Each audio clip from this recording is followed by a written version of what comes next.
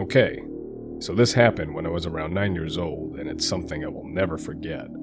It still gives me goosebumps to this day. I live in a terraced house, 4 houses combined, and my neighbors and I each have our own little patio. There's a small road 10 meters from my yard where people do their Sunday walks and so on. Only a small fence separates my small yard and patio from that road.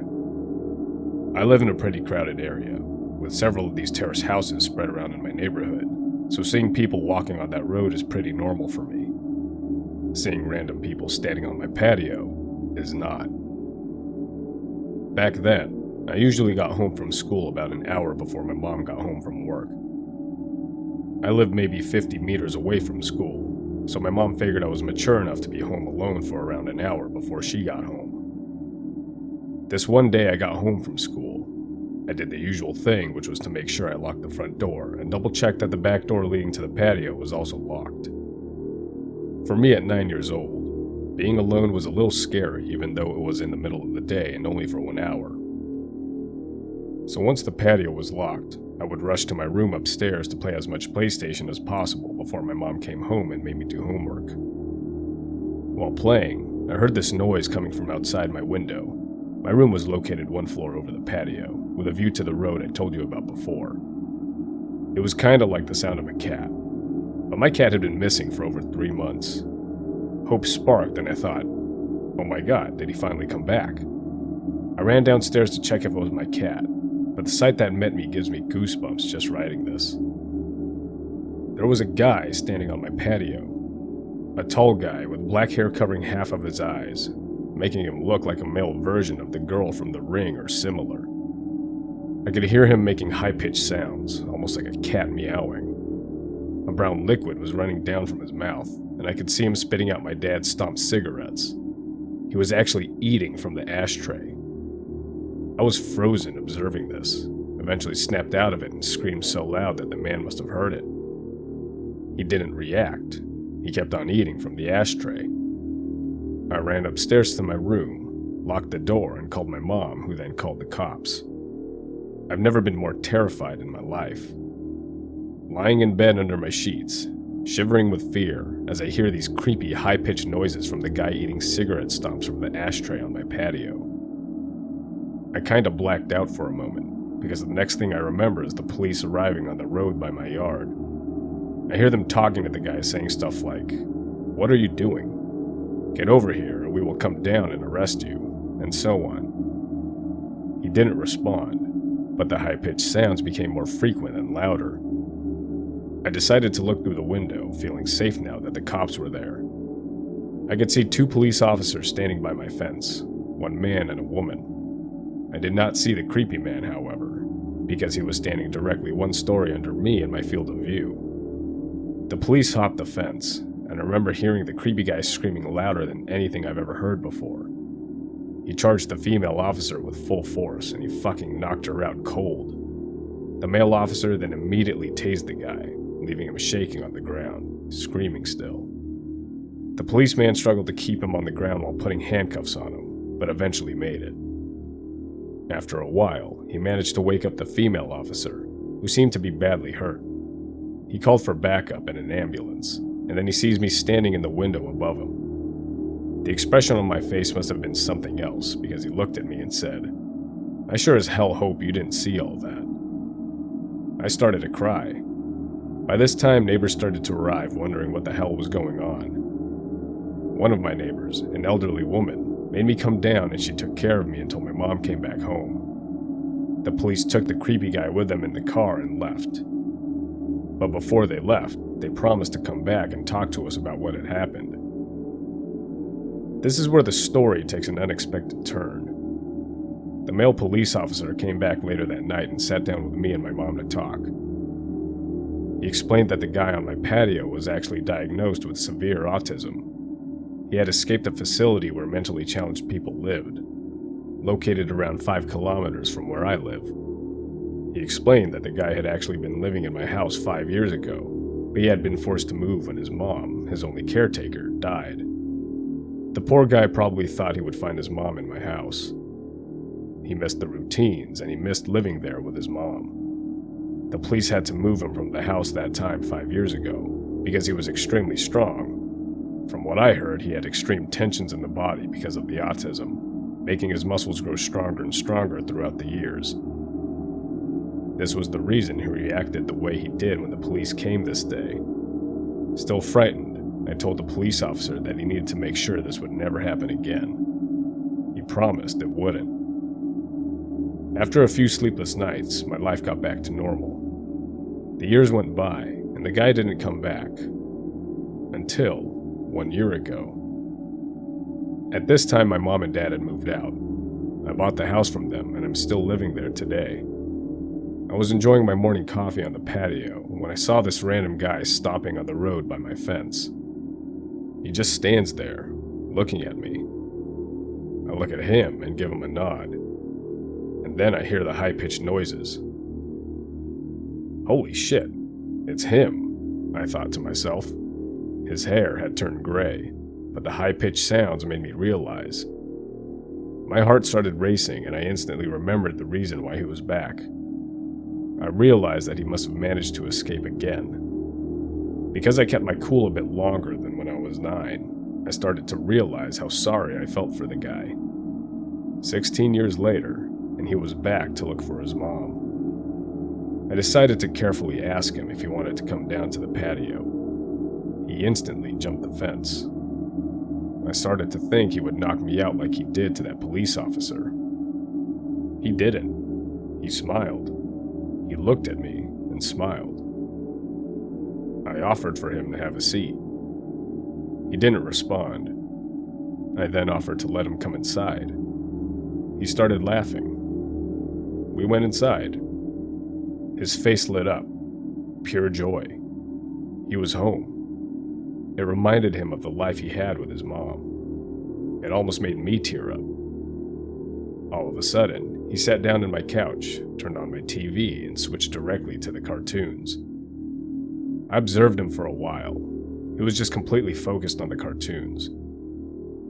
I just wanted him to enjoy the moment, so I didn't say anything to him. I realized I had to call the facility to let them know. The caretakers arrived 10 minutes later. After a lot of convincing, he got back up, crying, and they went back to the facility. I called the facility 2 days later. We made a deal. His name is Tom, and I now consider Tom my friend. Every Sunday from the day he returned, Tom and his caretakers visit me to watch cartoons. They say it's the highlight of his week. It makes my heart warm. Now for several years my thoughts were, let's not meet, guy on my patio eating from the ashtray. Now my thoughts are, let's meet every Sunday to watch cartoons, my friend Tom.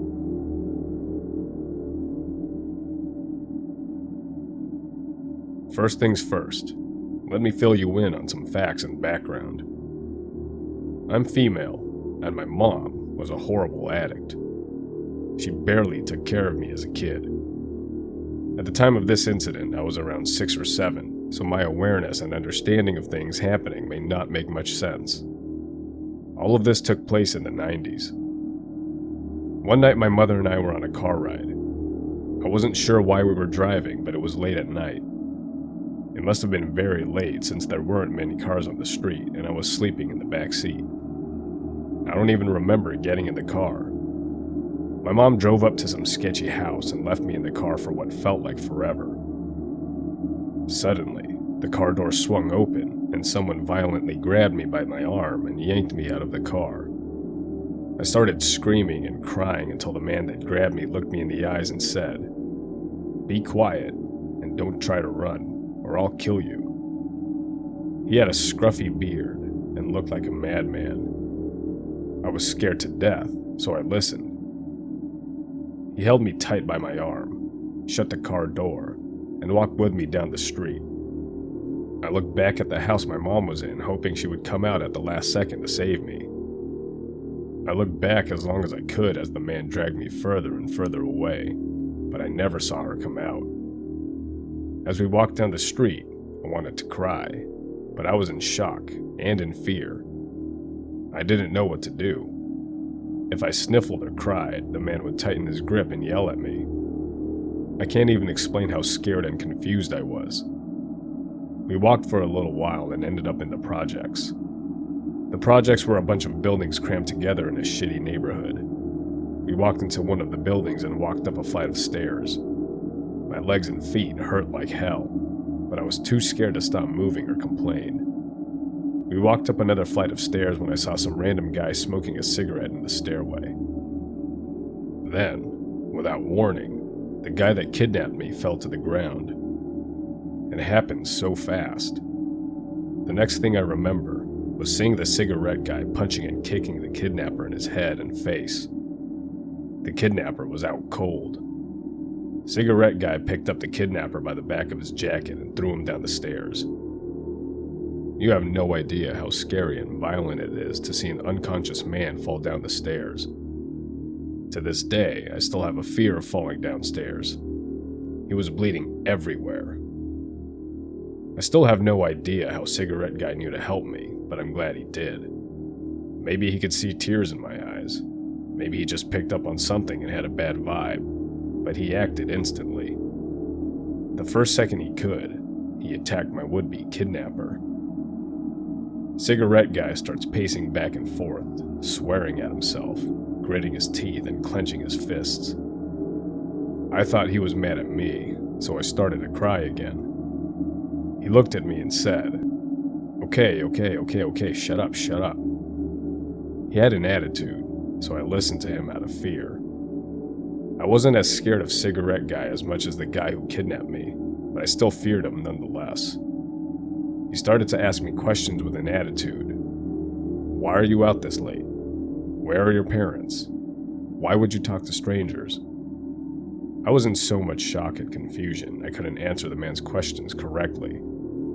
He asked if I knew my way home and I told him I didn't. I told him a broken story about what happened, and somehow with the information I gave him, he knew where my mom's car was. The only thing I remember about the road is passing a house with Christmas lights on it, despite Christmas already being over. I think he knew the area well enough and figured out where I needed to go from that information. I honestly don't even remember telling him about the Christmas lights. He told me he would take me back if I promised over and over that I wouldn't tell the police that I saw him or anything that just happened. Despite his attitude, I didn't care what he asked of me. I just wanted to go back to my mom, so I agreed.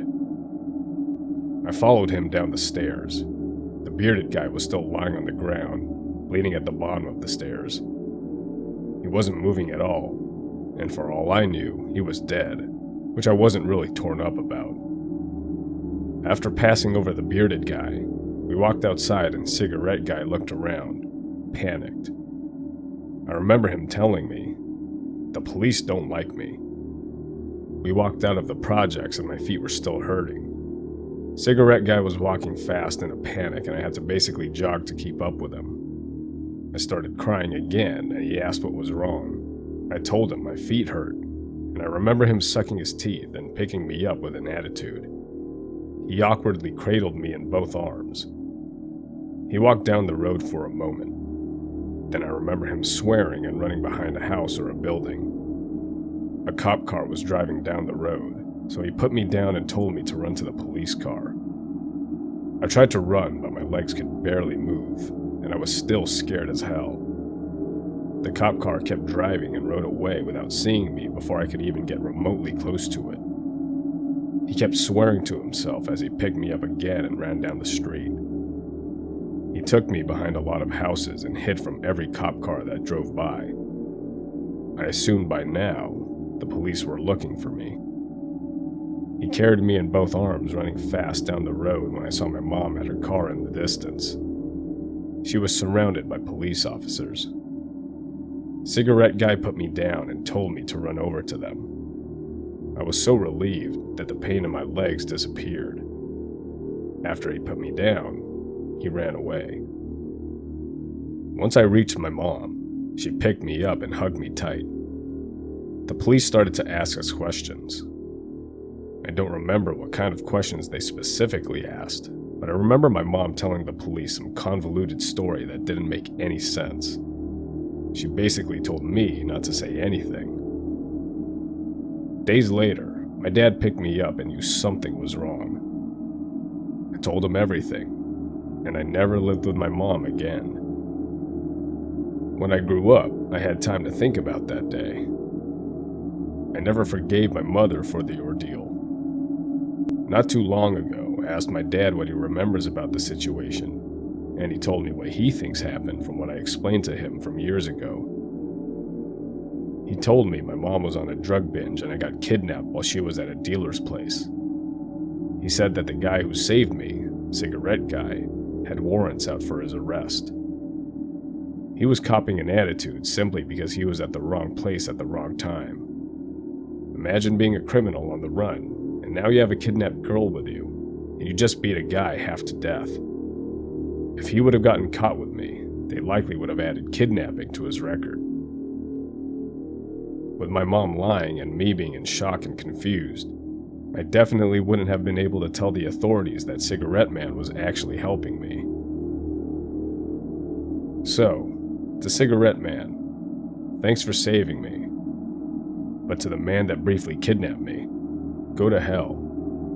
And if you're not dead from that fall, let's not ever meet.